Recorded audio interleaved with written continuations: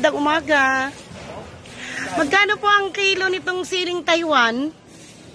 Ngayon po, 500. 500 ang per kilo. Yung po bang 500 per kilo ay galing na po mismo sa ang kuha nyo mismo sa nagtanim? Hindi po. Hindi pa. Magkano po ang kuha nyo pag sa nagtanim mismo? Ano po? 350. 350. Itong siling green na panigang, Ano lang po kasi yan, booking din ako. booking din. Pero ang magkano ang per kilo ngayon nito? 150 po.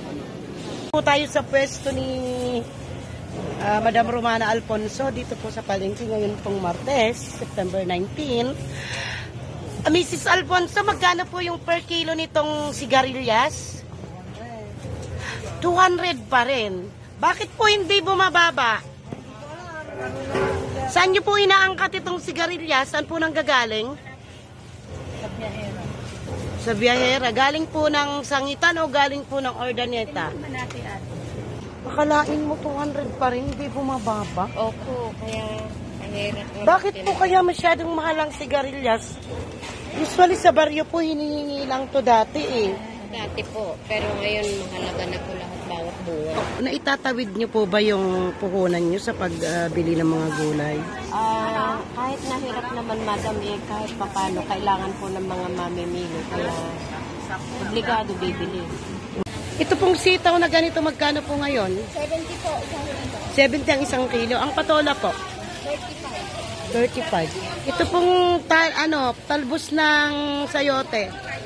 45. Oh, ito pong bulaklak ng kalabasa, magkano? 20 ang per tali. Tapos saluyot,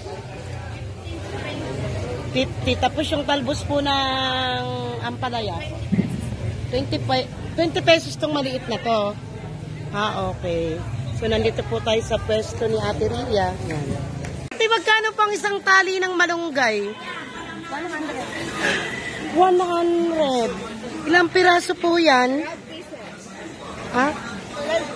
12 pieces 100. Tapos po itong kamatis na ganito kaganda. 40, 1/4. My God. Nagginto ang kamatis. Depende po kasi sa size. Depende sa sizes, ate. Ito po ba mga gulay na inaangkat mo, saan to nanggagaling? Katulad ditong kamatis. Sa San Jose po. Sa San Jose, pag farm gate, doon mismo sa pinagkukuhanan, magkano po? Kasi namin to ate.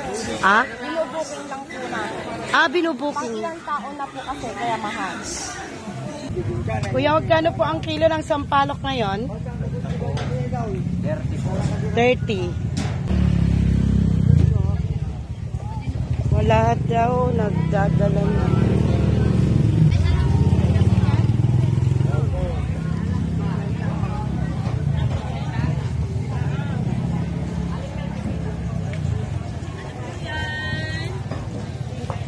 Itong talong po, magkano ang per kilo ngayon?